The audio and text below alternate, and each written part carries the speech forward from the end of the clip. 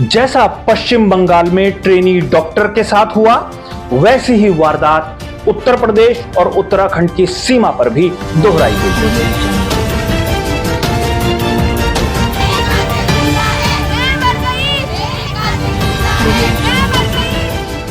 यही नहीं, देहरादून के हॉट माने जाने वाले आईएसबीटी में सरकारी बस के भीतर 5 दरिंदों ने मिलकर एक बालिका के साथ दुष्कर्म किया।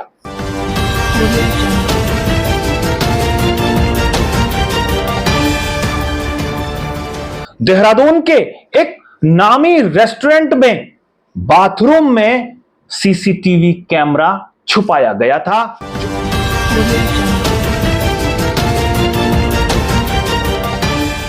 आखिर उत्तराखंड क्यों दहल रहा है? आखिर उत्तराखंड में ऐसी दरिंदगी क्यों होने लगी है और अब इस दरिंदगी पर पुलिस ने क्या क्या एक्शन लिया है, सारी जानकारी लेकर आपके सामने मैं हाजिर हो गया हूं। लेकिन आगे बढ़ूं उससे पहले मेरा आग्रह, खबर को आखिर तक जरूर देखिएगा।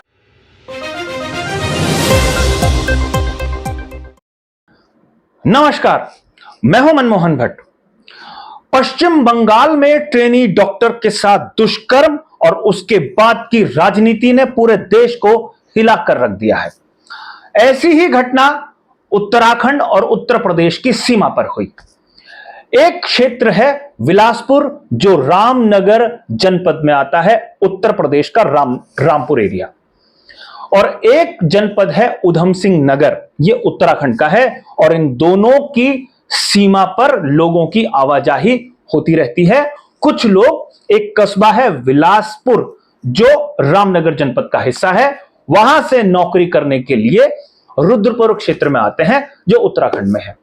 ऐसी ही एक नर्सिंग असिस्टेंट थी जो अपनी एक बच्ची और एक बहन के साथ उत्तर प्रदेश के बिलासपुर क्षेत्र में रहा करती थी और नौकरी करने के लिए रुद्रपुर के एक अस्पताल में आती थी। लेकिन उसे क्या मालूम था कि एक दिन उसके साथ ऐसी घटना हो जाएगी कि उसकी बच्ची अनाथ हो जाएगी। इस नर्सिंग असिस्टेंट के साथ भी वैसा ही हुआ जैसा पश्चिम बंगाल में ट्रेनी डॉक्टर के साथ हुआ था। सबसे पहले इसके साथ दुष्कर्म हुआ और उसके बाद इसकी हत्या कर दी गई, और कुछ दिन बाद सड़ी गली हालत में इसका शव पुलिस को मिला।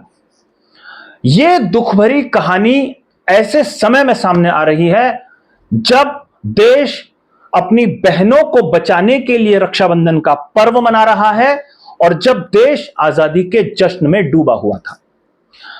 इस कहानी का अंत यह हुआ कि पुलिस ने एक आरोपी को गिरफ्तार किया। उत्तर प्रदेश और उत्तराखंड की सीमा में यह घटना हुई थी। बस इस कहानी में एक अच्छी बात यह है कि पुलिस ने इस बात को नहीं देखा कि कौन सा व्यक्ति कहां का रहने वाला है। लड़की बिलासपुर उत्तर प्रदेश की रहने वाली थी, उत्तराखंड में नौकरी करने आती थी, उत्तराखंड से वो गायब हो गई थी। मुकदमा उत्तराखंड पुलिस ने लिखा और छानबीन करते करते उत्तर प्रदेश तक यह मामला गया और राजस्थान से आरोपी को गिरफ्तार किया गया।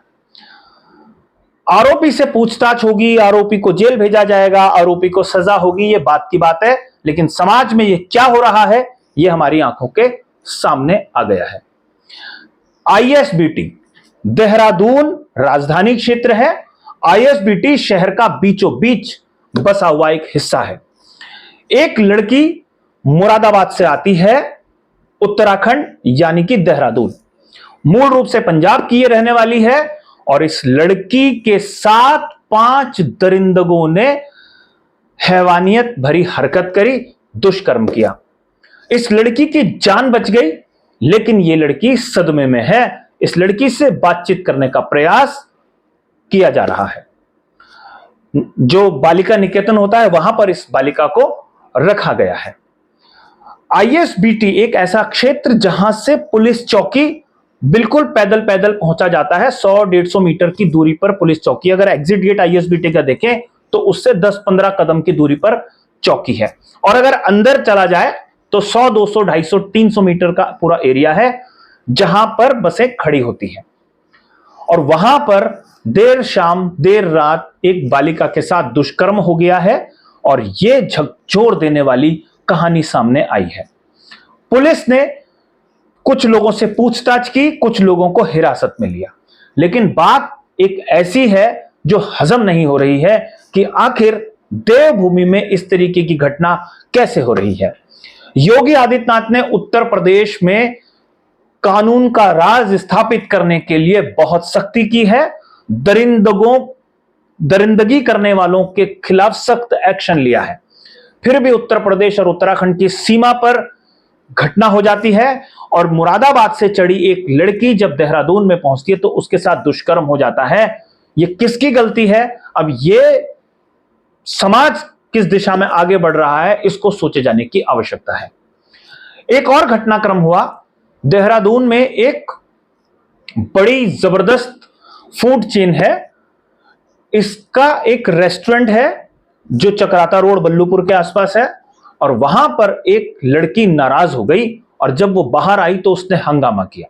हंगामा इस बात पर किया गया कि बाथरूम में एक कैमरा छिपाकर रखा हुआ था। जब थोड़ी सी और जानकारी हुई तो पता चला कि एक मोबाइल कैमरा छुपा कर रखा गया था और लेडीज बाथरूम में, महिला बाथरूम में यह कैमरा था।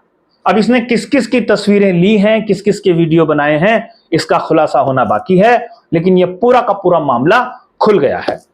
महिला आयोग की जो अध्यक्ष हैं, उत्तराखंड महिला आयोग की अध्यक्ष हैं कुसुम कंडवाल, वो भी इस क्षेत्र में गई। उन्होंने देखा कि यहां पर किस तरीके की हरकत हुई है, उनके पास भी शिकायत आई है।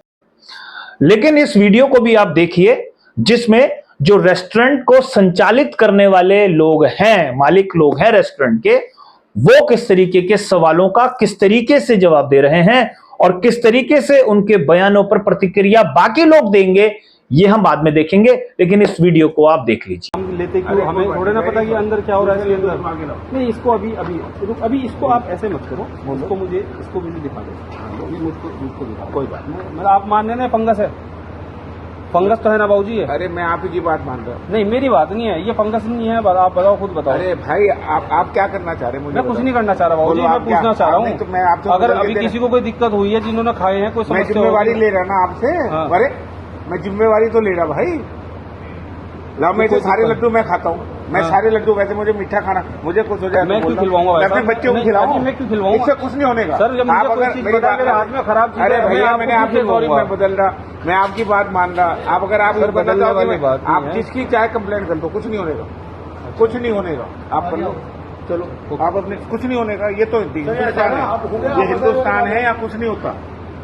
आप बेकार के देखो, हमारे आपके क्यों संबंध खराब करे? मैं आपसे बेटा कर रहा, मैं बदल रहा हूँ। मैंने आपसे कुछ गलत बात कही? नहीं, मैंने गलत बात कही आपसे? मैंने कोई गलत बात नहीं बोली। आपसे क्या करोगे? मैंने आपसे गलत बात रहने से क्या करोगे? अभी गलत बात, अभी 1 मिनट दिखा, आपने कहा भाई अभी नहीं, ये तो हमारा रोज। तो इन सारी चीजों से अंदाजा तो लग ही गया है कि उत्तराखंड में किस तरीके की हरकतें हो रही हैं और उत्तराखंड में किस तरीके से वारदातें होनी शुरू हो गई हैं। और सजग होने की बारी ना सिर्फ प्रशासन की और पुलिस की है, बल्कि एक आम आदमी की भी है, जो सफर कर रहा है, जो नौकरी के लिए एक स्थान से दूसरे स्थान पर जा रहा है, जो खाने पीने के लिए रेस्टोरेंट में जा रहा है। अगर सभी लोग सजग होंगे तो इस तरीके के अपराधों पर अंकुश लगेगा, वरना शिकार कोई भी हो सकता है। अभी के लिए साथियों इतना ही। अगली रिपोर्ट में आपसे फिर मुलाकात होगी, तब तक इजाजत दीजिए। नमस्कार।